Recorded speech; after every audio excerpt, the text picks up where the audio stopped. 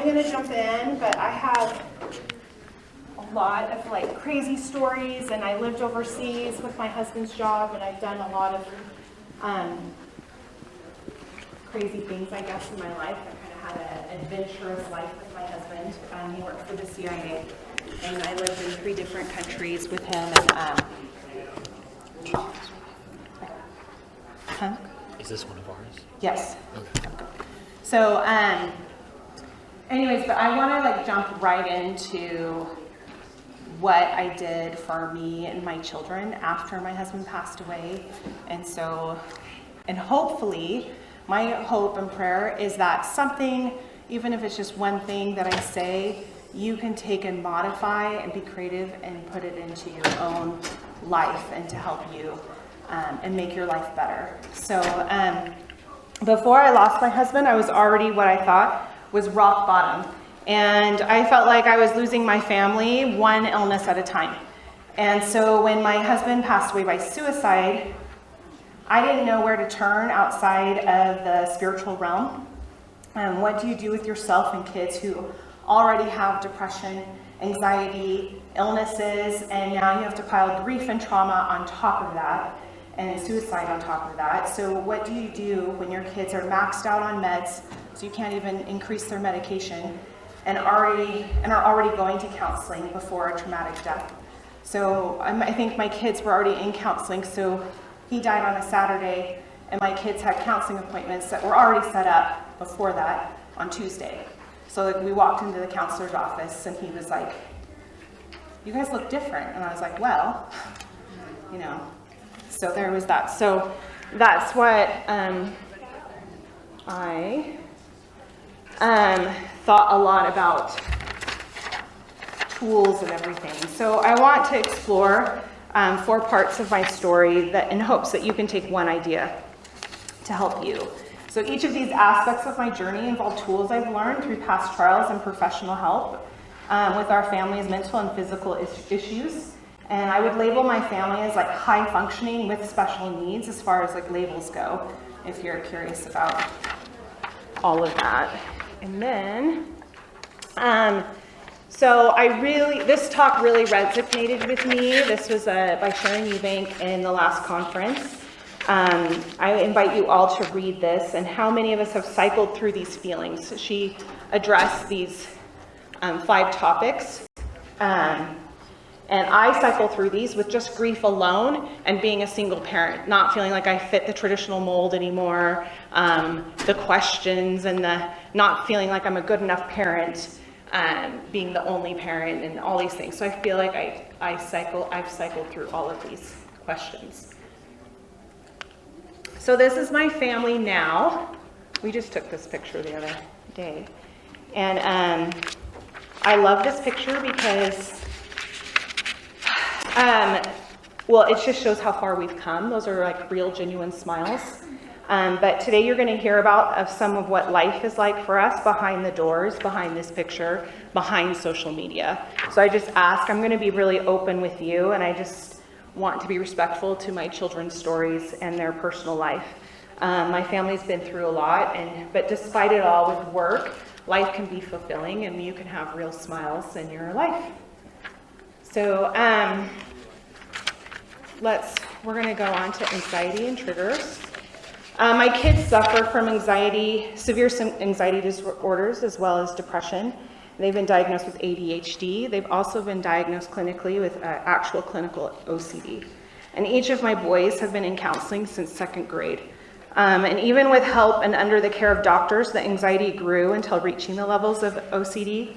Therefore, my life as their mother has been filled with working with the disorders in their lives. It was eye-opening to me after my husband passed away, when I had my first anxiety triggers and a few PTSD episodes. I felt firsthand what my children and my husband dealt with daily. So right after my husband passed away, I felt lost. My life was already filled with doctor's appointments. How was I ever going to add dealing with grief to a family that was already struggling? And now I have to deal with my own emotional needs as well. So now what do I do? The first Sunday at church and feeling all the pain that came with the first Sunday and having to leave early with us all in tears, I realized that I needed a plan and I needed to do something about returning myself and my kids back to everyday living. I recognized that we already were dealing with chronic illness, and now we were adding another one to the mix. So grief, as I experienced it, was more than just feeling sad and an emotion. Grief that was physical. The exhaustion, the brain fog, the lack of focus, the actual physical pain were all physical symptoms. To me, grief is much like a chronic illness. To expect us to jump into life when we were already struggling with life before grief was overreaching. In reflection, I realized that in grief, we were vulnerable, and with other disorders on top of that, I wanted to be careful and deliberate in everything so that my children would feel safe. The last thing I wanted was to push my family over the edge. So I had a son who was in much need and talking about joining his father. So through the funeral, he was on suicide watch at home for about 6 months. And with the added grief counseling, I was averaging 8 doctor's appointments a week, and I was exhausted. So, cognitive behavioral therapy is like the therapy we probably dealt with the most. So CBT helps you become aware of inaccurate or negative thinking so you can view challenging situations more clearly and respond to them in a more effective way. So I'm going to talk through about how I use those things in life. We have worked with several different therapists due to moving every 2 to 3 years. So we've seen a lot of different therapists, and my sidebar note is if therapy is not working for you, go to another therapist because they all have different styles, and don't waste your time on something that's not working. So there's that. And if you or your children suffer from trauma or PTSD and CBT isn't working, look into EMDR. That's another form that's EMDR is something that is currently receiving great reviews and getting great results. Is it hard to learn? Huh? Is it hard To learn the EMDR? No, I mean the therapist just walks you right through it. And it is different. It's way different than CBT. I was surprised. Like I'm actually currently working on that right now. Okay. To go through some of the trauma. Are you talking about for you or your therapist? No, for like you. There's an EMDR, like you. Yeah, I'm doing EMDR with my therapist. Yes. So like if CBT is not working, do MDR with your therapist or find an EMDR therapist, someone who's certified in EMDR. Okay. Because CBT, they have to have like different certifications to actually do those things. What does it stand for? It's eye movement, rapid EM. Eye movement, desensitization. What's the R? Does anyone know? Reprocessing. Thank you. No problem. That's what I'm here for. So, my daughter made this for me because everything was copyrighted anxiety scales. So this is an anxiety scale, and I want you to look at this and apply it to your life and gauge and measure. If it's not anxiety, put something else on your scale. What is it that you're working on, and what is it that you need to measure as you go through your day-to-day life? Okay? So is it depression, physical illness, energy levels, all of those things? When your body approaches a 7, you start to go into, with anxiety or anything else, you go into fight or flight. You're starting to have a physical response to an environment. So once you are in fight or flight, your body, as you try to calm down, it will still have to run its course because you have adrenaline already in your system. So the trick is to train your body not to get to the full physical response. For example, if you go to work and you have an anxiety attack at work, your body learned that something bad happened at work. So these bad feelings and this physical response can return because the next time you go to work, you're going to have that fear of having another anxiety attack at work. And then they increase. So you're training your body to have anxiety attacks at work. So through past issues with my kids in these types of situations, because they have had anxiety attacks in different situations, you need to give yourself a break before you get too high on the scale.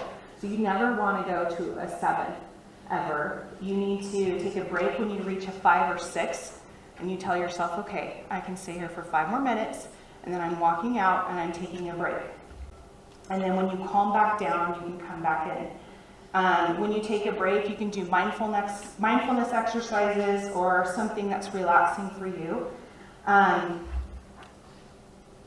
So every attempt in coming back and retraining your body that nothing bad happened in that environment, you train your body that you're actually safe there. So you will need to participate in the activity longer and longer. So there is like a little push and give going on and through the whole event. I recommend researching mindfulness and relaxation and meditation apps on your phone, so you always have them with you to help you calm down. And we have done those. Like my kids will do meditation apps and stuff before they go to bed at night. Okay, so how do I apply that to my life? So knowing all of that about anxiety scales and CBT and, anxiety attacks, now that we were all, having these, I tried to apply these principles into our lives. So it was still hard. We still cried. Grief is there. But I never felt like I wasn't trying. I had a plan, and I was always glad that we never felt like it was too much and that we had to give up. So if we felt we pushed ourselves too much, I modified our plan for next time, but I always tried to have a plan. The kids stuck to the plans. I think it helped them to have a plan to lean on. It gave us hope that we would get better at this. So maybe it made them feel like I even knew what I was doing because I would tell them the plan.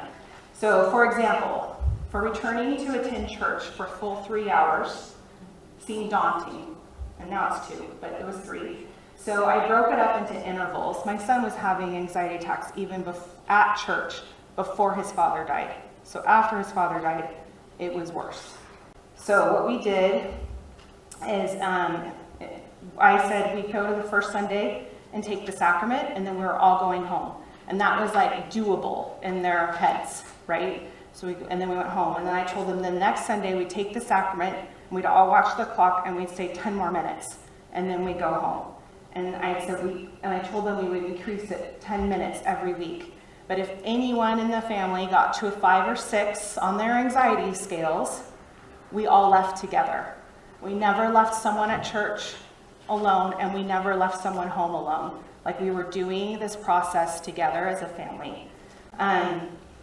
So I was determined to make sure that church stayed a safe place in my children's lives, not a place of triggers that they had to endure and push themselves through. Slowly exposing more, so it wasn't too much at once, and never overwhelming was a good choice for my teenagers. My oldest stopped having anxiety attacks altogether at church, and we were able to go to church without grief or fear overpowering what they're supposed to be feeling, which was the Spirit. And so that was my goal, was to keep the Spirit is the prime goal of going to church. Our first movie without Dad, my husband loved movies, so we went to the movies all the time. So I knew going to the movie theater was going to be an issue.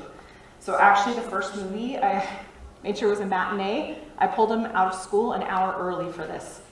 I knew that it was going to be hard. We went straight to the matinee from school. There's less people, less overwhelming, less embarrassing if we had to leave early or if one child struggles. We picked a movie that we would like, but maybe my husband might not like so much. And now we go to movies, even in honor of Dad, but we have smiles on our faces. The first few were hard, but again, we started slow and with something easy. My son's marching band, and that's him marching in a parade, but he had anxiety attacks all the time in marching band, and it was happening even before his dad passed away. So after his dad passed, it happened even more. I found that grief exacerbated other chronic illnesses that we were dealing with. So the OCD specialist had us work with the anxiety scale again. So he would get to a 6, watch the clock for 5 more minutes, and then he was permitted to step out and relax. And then when he was back at a 1 or 2, he would come back into band and continue until practice was over. He did slowly build up his endurance for band over time until it felt like a safe place again. Family vacations, before a big vacation, I recommend that you do something small, on a smaller scale. I decided to take a couple road trips for a few days to see how we did. So I would recommend this before a big trip, before you spend that money and you can't get home. So you're working through the emotions of being on a trip without your spouse on a smaller scale, keeping trips short and sweet, made everything more manageable. I knew that we could go home at any time if one of us needed to, and I was shocked at how hard actually that this was for me, because we traveled all the time, but I also traveled a lot even without my husband. So going on our first trip without him, of course now it's different because he passed away.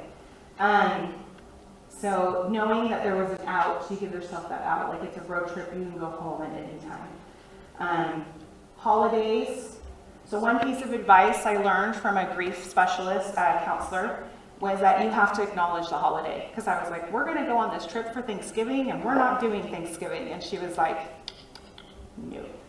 So if you try to go on a trip and avoid it, then the next year or the next, someday it's going to catch up to you, and you will eventually have your first holiday without your spouse.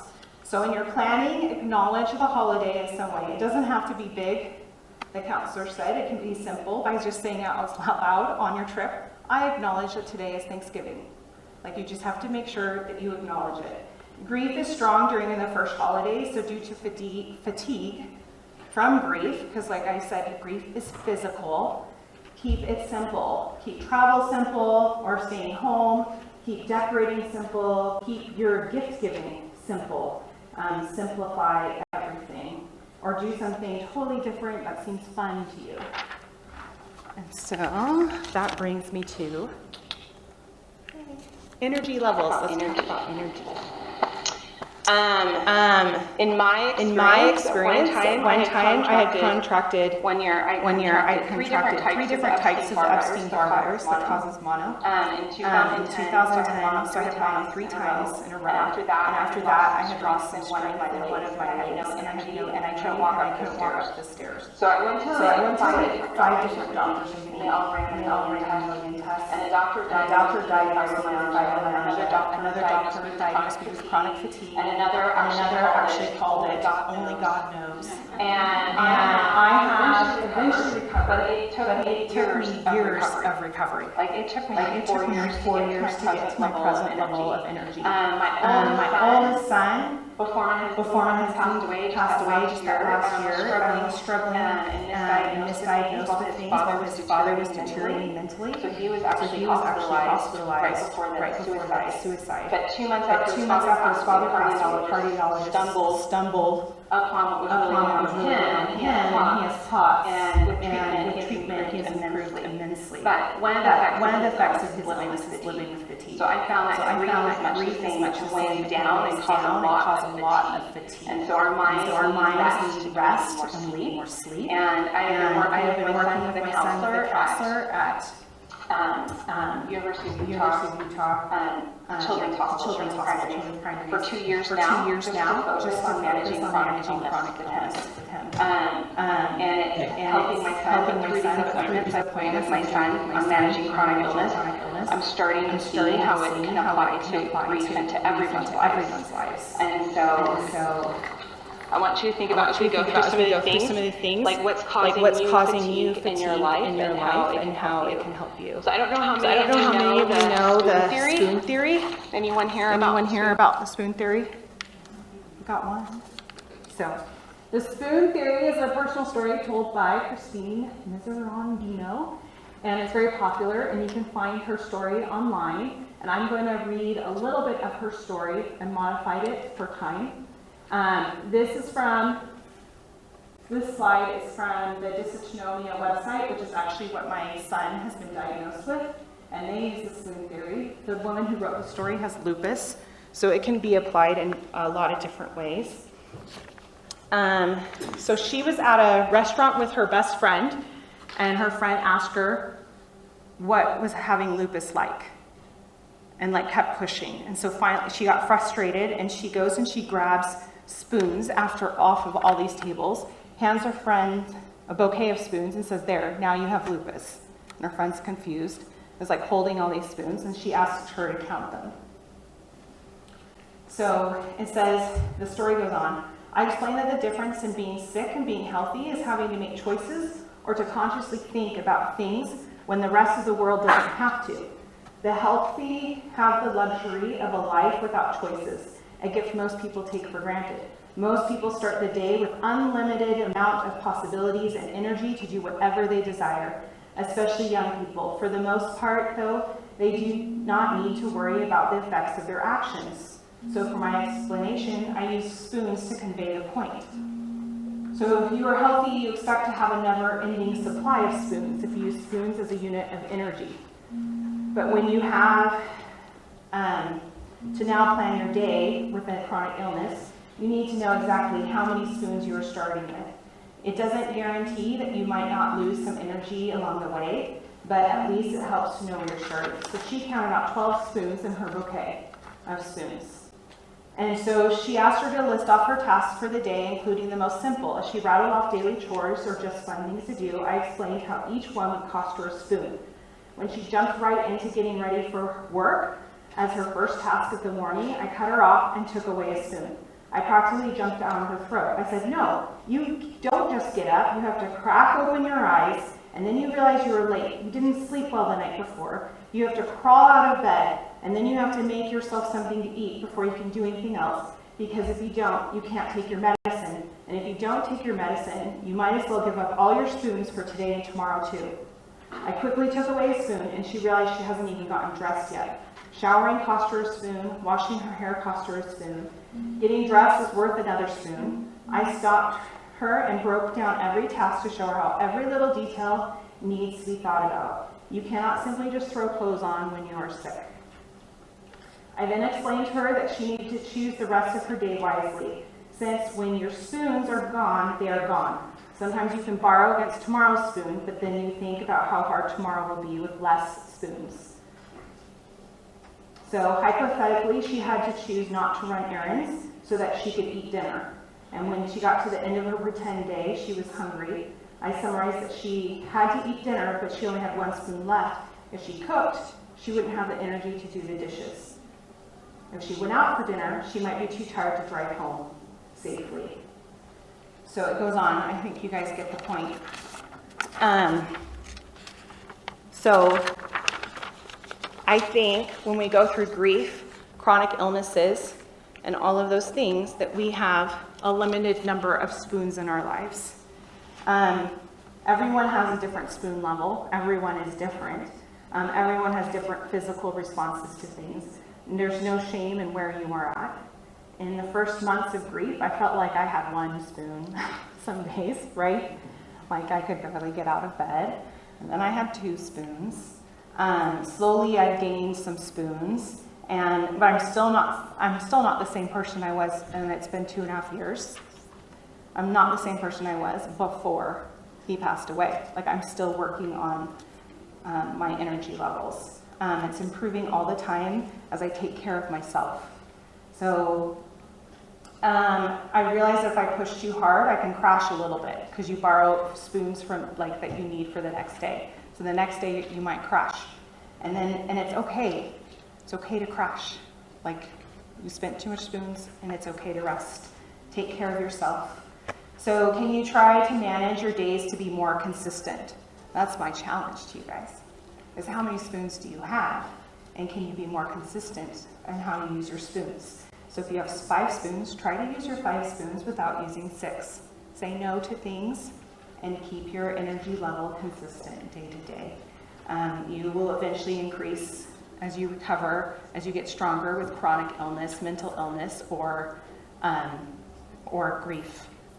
So if you're aware of just being aware of your spoon level, I think is valuable to anyone, and to avoid roller coasters of emotions. I love this picture because, so I used to work in physical therapy as an athletic trainer. And so I love to talk about athletes and injuries. So when an athlete is injured enough to be taken out of a game, it's a big deal, because athletes never want to be taken out of a game. So you know it's pretty bad when they're out of the game. They have to take time to go through rehabilitation, and if they do nothing and just wait for their injury to heal, what happens? Some of the pain might go away, they're just sitting there, but their body, especially around the injury, becomes weaker. So their muscles will atrophy, and if an athlete pushes their rehabilitation too hard or tries to go back into the game too soon, what happens? They're prone to re-injury, and they have to start all over. So in losing a spouse, we have suffered a huge loss, and we are all injured. And losing a spouse is a big deal, and why we expect so much of ourselves to jump back into playing the game. So I don't know why we do that to ourselves, but we are hard on ourselves. So much so that we can crash or we can do nothing and be overwhelmed. Some of us are already dealing with other issues. Like I said, my family was dealing with other things too. And we have more than one injury that needs attention. So where are you on your rehabilitation process? Are you taking time to nurse and rehabilitate your injury or injuries? Plural. What does rehabilitation and therapy look like for you? Is it counseling? Is it getting a massage? Is it watching Netflix for a little while? Is it exercise? I love this picture because I think we all feel with a loss of a spouse, we will never be the same. But that doesn't mean we can't get strong and get back into enjoying life and enjoying the game. So I think it is important to strengthen ourselves at a doable pace, balanced level, like an athlete would in a physical therapy clinic. And every person deserves their own personalized plan. So if you wait for grief to just go away with time, you know, everyone says, well, with grief, it just takes time. It just takes time. And you lock yourself away and wait, there's not going to be a lot of growth. Maybe some of the pain will go away, but you're not going to get stronger. If you try to jump back in to life too soon and ignore the grief, it might come back to haunt you. So find a balance for you that will push you a little bit every day towards steady growth. I found that some athletes were ready to get back in the game and faster than others. Sometimes it was because they worked hard. Sometimes they worked hard and it still took a long time. Sometimes they didn't work as hard as the others and they recovered faster. So your grief or your chronic illness or your mental illness is going to look different and is going to rehab differently than another person diagnosed with the exact same problems. Remember, you are unique. We have power and agency in our grief. Everyone is at a different place. Some will recover faster. Some have much more work to go through and fewer tools to use. So depression and anxiety, for example, will slow down your recovery time with grief. You will recover, but it's going to take longer. So, for example, my son with his POTS disorder came home from high adventure. Most boys in the neighborhood took a day to sleep it off, and it took my son a week of extreme fatigue and extra sleep. And that's okay, because that's where he's at. That's what his life is like. So I want you to know that you can get stronger, and grief stays with us, but we change. We get stronger, and we have tools, and we can learn. And then, Can I ask a question? yes. So I'm wondering, like just with the example you gave where some people it takes that little bit of time to recover and Yeah. your son it took that week. And what about with kids in school and they need, like I have a daughter who needs a tremendous amount of sleep. She hardly ever sleeps at night. And by 10 in the morning, she is exhausted. And I'm tempted to like yank her out of school and just be like, let's do this at home. But then also then there's self-esteem and she's fit. There's all kinds of different things that go on to that. But realistically, when I look at her and her individual situation, and I know it's the same for a lot of people, for school, they're kind of freaking out, and the teachers are all like, she doesn't have this handed in, and they all know that she could do it if she just sat down and did it, but she can't. She can't. So do you have an IEP for her or anything? I don't even Or a 504? Or 504? Oh, I- Canadian. I mean, Oh, you're in Canada? sorry, come talk to me after. But like my boys have they have an IEP and one has a 504, and I actually, after their father passed away and things were so bad, like they did not have the energy. The first year I hired tutors to like work with them to make sure the homework got done, because I couldn't sit and like babysit all the children as a single parent. And then the next year I took a huge leap of faith and I pulled them out of school and I put them in this like alternative learning school, which actually 2 weeks ago they announced is shutting down. So now I don't know what to do with my kids again. But one thing on the IEP, I'd have meetings with the teachers. I'm like, okay, so he fell behind on a reading assignment. So I called a meeting with the school because they wanted him to just catch up. But he goes to school, by the time he comes home, he's exhausted. There is no like, I'm going to stay up late and catch up. Like he's too tired. Like he physically cannot do it. He has a limited number of spoons. And I had to go to the school and explain that to the team. And I said, okay, let's look at the school calendar. I said, I know you'll finish reading the book here, and there's a spring break coming up in a couple weeks. So if you could keep his grade open, and he can read the book over spring break, because he won't be going to school those weeks, because he can't stay up to 1 a.m. and catch up. Like that's not going to happen. That's what you want from him, but it's not going to happen. And then they were like, oh, well, you know what? He writes really good papers about the book. He's learning. They were like, well, then just forget it. Like then we didn't even have to read the book at all. So, and that surprised me, but just sitting and having that meeting and getting the team to like understand like where he's at made a big difference. Go ahead. Here in Utah, and I realize she's not from here. Yeah. But there's a parent center that you can call, and they are your advocate. See, and I didn't know that because I'm new to Utah, so. So you can call them and they will tell you there are laws in place for our children to help them through this process. Yeah. My daughter ended up in uni last fall, and it was the hardest thing I had to do to drop her off there. Sorry. Yeah. It was just as hard as the day my husband died. Sorry. No, I'm sorry. The ladies and gentlemen, brothers and sisters, you're hurting children have rights at school. This is real. This isn't something that the teacher can say, well, they need to just get over it.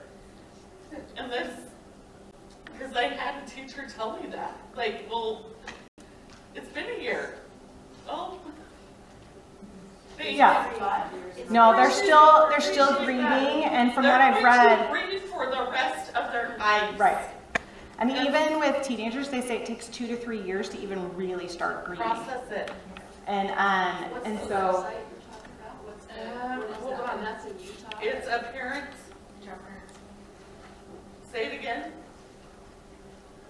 Did someone say it? Is it Utah Parent Center? Yes, UtahParentCenter.org.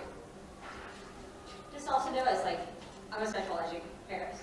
I'm a special Yeah. educator. And a lot of times, schools will try and tell you that your child is not qualified for special education because it doesn't impact their education enough.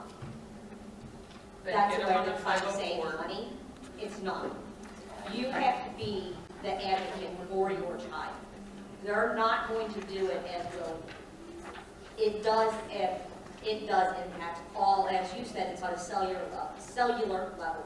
It impacts all aspects of their lives. Right. But they're not going to do it just willingly. You have to be this advocate. So So, yeah. So go my ahead. last thing is you have to fight for your children. Yes. Yes, No matter So- what, they aren't going to give it to you. they're not. We're not. They literally, when my daughter missed half of the quarter because of, she was suicidal. Yeah. And So my she son was missed the cutting whole and quarter of everything. school. Yeah. And I said to them, you will write off everything she missed. I don't care. This is not, and they did, thank goodness, but it was not without, Some push Huge from fight. yeah. so. Your children have rights, you need to look into them. Sorry to add one more No. thing to your plate.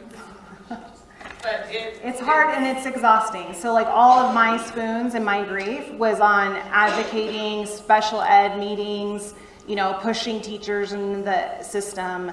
My kids were always good students, and so they never qualified. They kept telling me they don't qualify for an IEP and just don't sign it and push. Well, if you want to do process meeting, you'll Yeah, get your so IEP back. I told them one time, I was like, okay, well, I promise that if you do the psych testing, that you're gonna come back and tell me he qualifies. And they're like, well, no, and I was like, no, I'm not signing anything and you're gonna do the testing.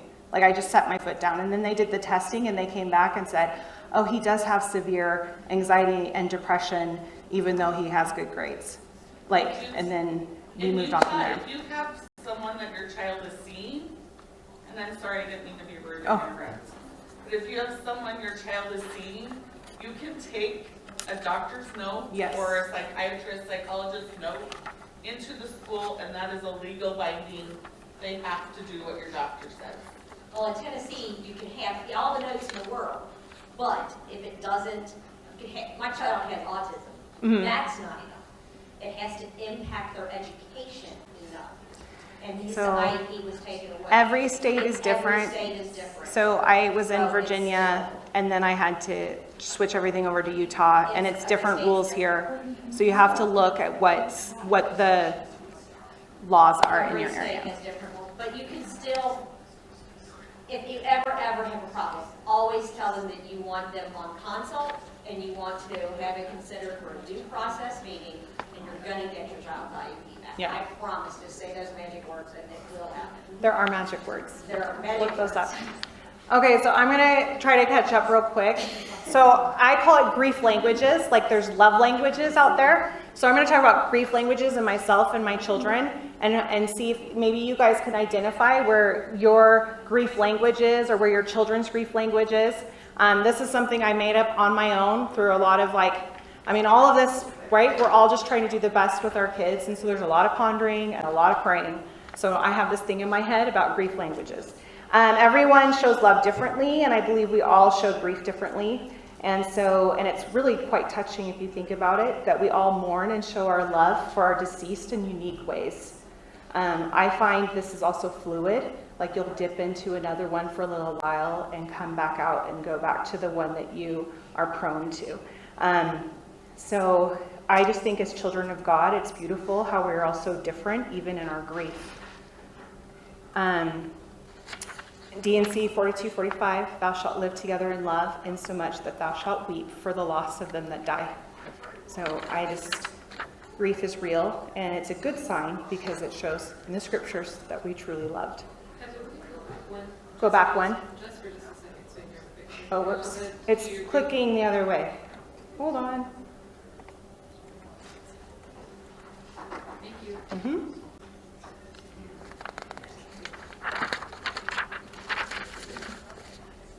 You guys ready? Perfect, thank you. Okay.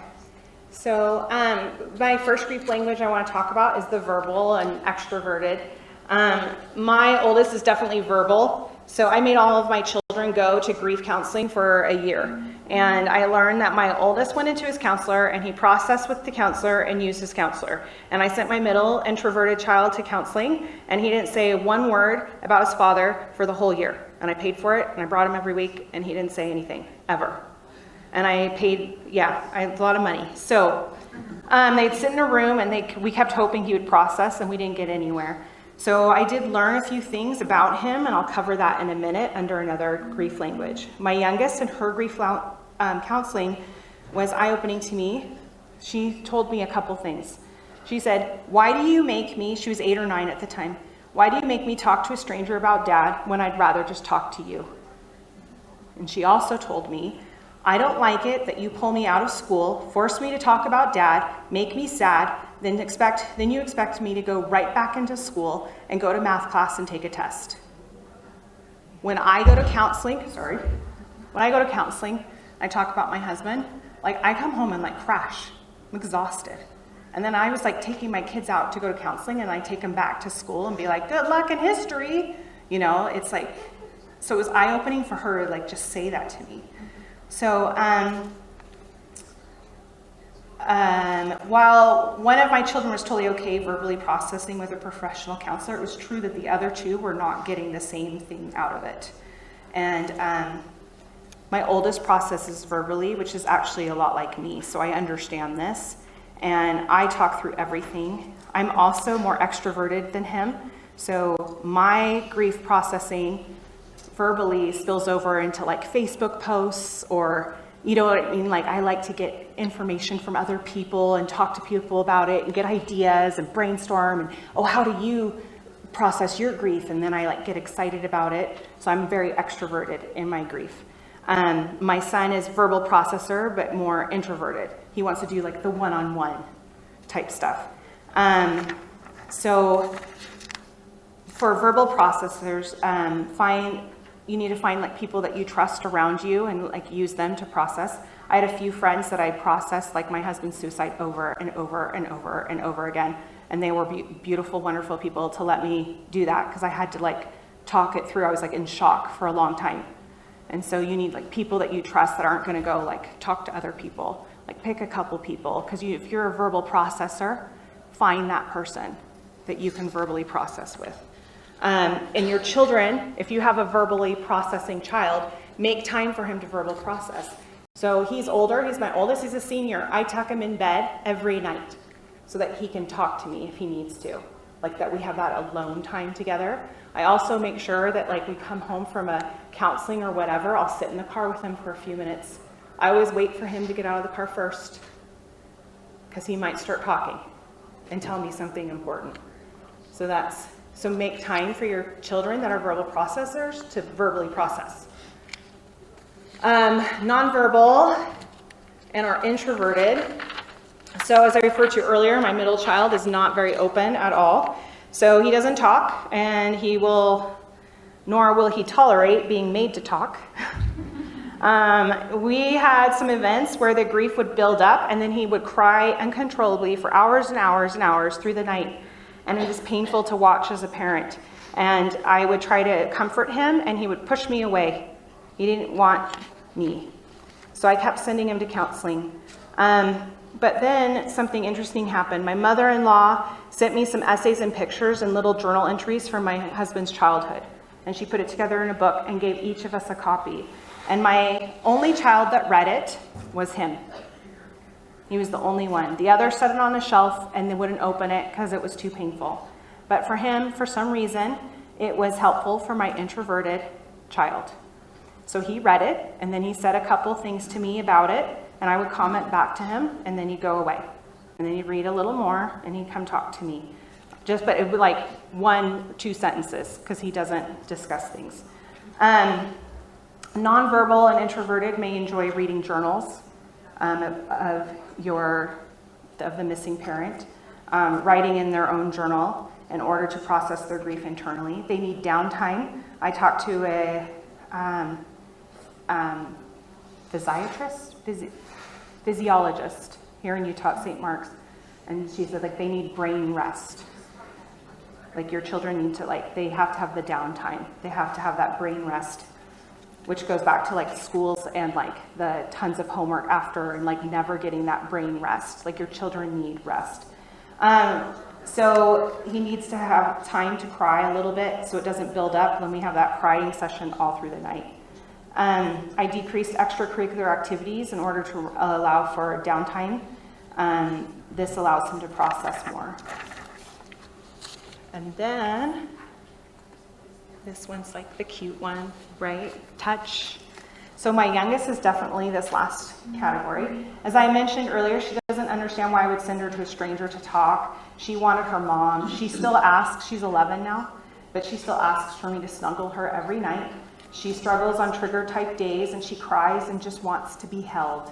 And I try to schedule time for her every day where I sit with her or lay down with her or put my arm around her. She needs the physical contact. I can be in the same room with her, have a full-on conversation, and she'll be like, you didn't spend any time with me. So I've learned, in order for her to feel like she had time with her mom, like she has to have that physical contact. So I did cut down her frequency number of counseling visits. And I tried to spend more time with her that way. And we went in like once a month to check in and make sure everything was okay. As an adult, I found on Facebook group for adults who are touch people and they've lost their spouse. People have mentioned regular massages, pedicures, manicures. Find someone that will give you a hug if you're a touch, if you need that in your grief. Okay, so this is my favorite one, is active grief. So I think we all need a little active grieving in our lives. So I made some effort to do some of these activities you can see on the slides. I didn't call it active grieving until about 1 year later. We were in counseling with that introverted child that would not talk. And I was sitting there with him because he would not be alone with the counselor either. And so she kept asking him what he wanted to do. Like, what did he wanted to do for active grief? You know, he's putting a computer together here, and there's some other stories, but we're running out of time. So he said, I want to blow something up. That's all he said. And I, as a mom, right, I freaked out. Like, my child is crazy. And then the counselor, though, like, calmed me down a little bit. She didn't skip a beat. Like, this was totally normal. So I tried to follow her lead. And she's like, what could we blow up in a safe way? And I was like, okay, we're going to go with this. Because he actually spoke. So my husband died in July. So it was July. And I was like driving home. And I kept passing like firework booths. And I finally pulled over. And I bought all the fireworks. And we blew things up for the 1 year anniversary. So he could blow something up. And on Facebook, it looks beautiful and wonderful that we're celebrating my husband's life. In actual terms, it is a desperate mom trying to find a way for her angry 13-year-old to grieve. And so when you're planning your time to grieve, allow your children all these opportunities to grieve. Trigger days, I try to schedule time for each of these types of grief. I don't force them to grieve, but they have the opportunity to come to me and participate in these activities if they want to. You know, we go hiking all the time, and then suddenly I'll be like, oh, it's Father's Day, so we're hiking for Dad. And then they can walk on the hike, and they can think about Dad if they want to, or they don't have to. They don't have to grieve, but it's me giving them permission. So I'm going to skim through this because we are done, basically. So I just want you guys to be able to reclaim your life and feel powerful when you walk out of here today. I hope I presented some tools that you can use. One, I want you to forgive yourself every day. Forgive yourself. You are injured. You're like that injured athlete, or you have a chronic illness. Grief is a chronic illness, I swear. So it is physical. Forgive yourself. It's not going to be a perfect day every day. And what's one thing you can accomplish today? So I did this thing where I was in this fog, and I didn't have very many spoons, and I was going to doctors all the time, and I was falling behind on everything. So I started, and I couldn't remember anything. So I wrote one thing on a Post-it note, and I stuck it on the kitchen counter, and I go to bed, and I wake up in the morning, and my goal was to do that one thing on the Post-it note. Now I have lots of things on my Post-it note 2.5 years later, but you build your strength. You start small with one thing, and be ready to get help. My blessing when my husband died said to use the ward. He said, use the ward in my blessing, in the blessing I got. And I was like, oh, okay, I'm going to use the ward. I took it very literally. So everyone says, oh, what can I do to help? Or how can I help you? And I would have a running list in my head. So I want you guys to be ready for that question. When someone asks, what can I do for you? What are you going to say? So they would be surprised sometimes because they expected me to be like, oh, I'm okay. And I'd be like, mow my lawn, clean my kitchen, take my daughter to softball practice. Like, I had a list and I made them do it. So you need help. Accept it. So if someone asks you what they can do for you, I had a pile of bills because opening bills became traumatic. I don't know how many of you guys have the pile of mail in your house, right? Very traumatic. My visiting teacher, what can I do for you? I'm like, come over once a month and open my mail. And then she did it. She came over once a month and she'd open my mail and she's like, these are the bills you have to pay. This is all trash. And I said, thank you very much. Like, that's what I needed. So if you need help opening your mail, have someone come and open your mail. Ask for it. So Taco Bell, I put threw this slide in last minute because Camille mentioned it in my little intro on Facebook. Okay, so single momming is hard sometimes. I have these special need kids. They have early release on Friday. They don't get lunch at school on Friday. I've been cooking dinner for them every day because I don't have a husband to really give me any reprieve ever. Oh, there's a lot on your plate. Let me take care of dinner tonight. We don't get that. And then, so every night I have to think about what are we gonna have for dinner? Even if it's ordering pizza or going through the drive-thru, it's me making that decision every night, and it gets exhausting. And then I'm like, on Fridays, I have to do lunch and dinner, and I was mad. So after school one day, I took them through the drive-thru at Taco Bell on the way home from school for lunch. And I said, order enough food for dinner. Just order food at Taco Bell. So they order all this food, we drive home, and I'm like, this is your lunch and your dinner. And then I went into my room, shut the door around dinner time, knock, knock, knock. I want dinner. And I was like, Taco Bell is dinner. You're on your own. I was like, I'm done. I needed a break. Help yourself. So then I did it again. I decided I was going to do it the next week, and they weren't very happy about it. And then the next week after that, I was like, guess what? It's Taco Bell Friday. And they're like, oh yeah, it is Taco Bell Friday. I trained them that now it is Taco Bell Friday every Friday. Then the next week after that, my daughter woke up and she's like, oh, I'm so excited, it's Taco Bell Friday. And now we have this new tradition and stuff, and it was really out of what I needed. And I made it make it fun. So what's your Taco Bell? What is your Taco Bell in your life? How are you going to give yourself a break? And train your children or I don't know, find a way to get a break and to make things easier on yourself. So going back to Sister Eubanks, Christ is the center of it all. So I talked a lot about secular things and I talked a lot about tools that I learned in counseling, but I want you to know I have a testimony of Christ and that He heals the wounds. He is the rest. He sees us in our tree and He is the light and He makes the wool white. He's the answer. And He's the one that gave me the inspiration. These are the things that worked. I did do things that didn't work. He's the one that gave me the inspiration to implement these things with my kids that worked. I credit Him for the inspiration of finding a way to get my kids to go to church and feel the Spirit even after their father passed away. And you can have inspiration, so be creative with what you do in your life to manage your illnesses.